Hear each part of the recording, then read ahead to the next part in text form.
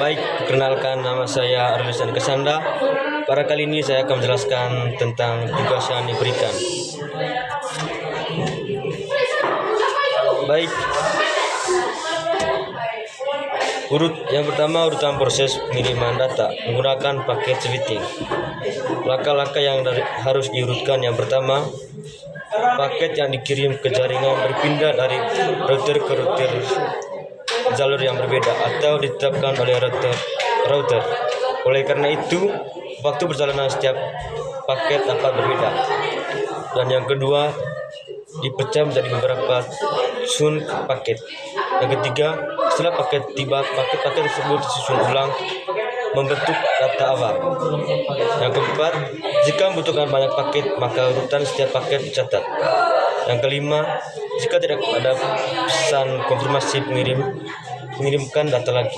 Yang keenam, setiap paket memiliki alamat dan payload atau potongan data. Yang ketujuh, pesan konfirmasi terkirim dari penerimaan ke pengiriman yang menunjukkan bahwa pesan tersebut telah diterima. Yang kedua, urutan yang benar. Yang pertama, data dipecah menjadi beberapa chunk atau paket. Untuk data awal dipecah menjadi bagian-bagian yang lebih kecil. Yang kedua, 6. Setiap paket memiliki alamat dari ke alamat dan payload atau potongan data. Yang ketiga, 1. Paket yang dikirim ke jaringan berpindah dari router ke router dengan jalur yang berbeda atau ditentukan oleh router. Oleh karena itu, waktu perjalanan setiap paket dapat berbeda atau paket dikirim melalui jaringan. Yang keempat, 7. Pesan konfirmasi terkirim dari penerimaan ke pengirim yang menunjukkan bahwa pesan tersebut telah diterima. Yang kelima, 3. Setelah paket tiba, paket-paket tersebut disusun ulang bentuk data awal. Yang keenam, 4. Jika membutuhkan banyak paket, maka urutan setiap paket dicatat. Yang ketujuh, 5. Jika ada pesan konfirmasi pengirim mengirimkan data lagi. Baik, yang berikut gangguan para paket switching. Yang pertama, tantangan. Bagaimana jika jaringan memiliki sejumlah node rusak seperti beberapa kasus pada gambar berikut? Yang pertama, menentukan node pengiriman data yang dilalui dari komputer A ke komputer B dengan mewarnai node pada jaringan tersebut. Analisis dan solusi. Dalam paket switching, data dipecah menjadi paket-paket kecil yang dikirimkan melalui jaringan. Setiap paket dapat mengambil jalur yang berbeda untuk mencapai tujuan. Jika ada node yang rusak, paket akan mencari jalur alternatif untuk menghindari node tersebut. Mari kita analisis setiap kasus pada gambar. Yang pertama, kasus 1. Node rusak. Beberapa node di tengah jaringan rusak. Yang pertama, solusi: paket akan mencari jalur alternatif di sekitar node yang rusak. Kemungkinan besar paket akan mengambil jalur yang lebih panjang tapi terhubung ke komputer B. Yang kedua, kasus 2. Node rusak. Node yang rusak berada di jalur utama antara komputer A dan B. Solusi: paket akan mencari jalur alternatif yang menghindari node rusak tersebut. Ini mungkin melibatkan pengiriman paket melalui node yang lebih jauh atau melalui jalur yang kurang efisien. Yang ketiga, kasus 3. Node rusak tersebar di beberapa bagian jaringan. Solusi: paket akan mencari jalur alternatif yang menghindari semua node rusak. Ini mungkin memerlukan beberapa kali perubahan jalur dan penggunaan node yang lebih jauh. Kasus 4.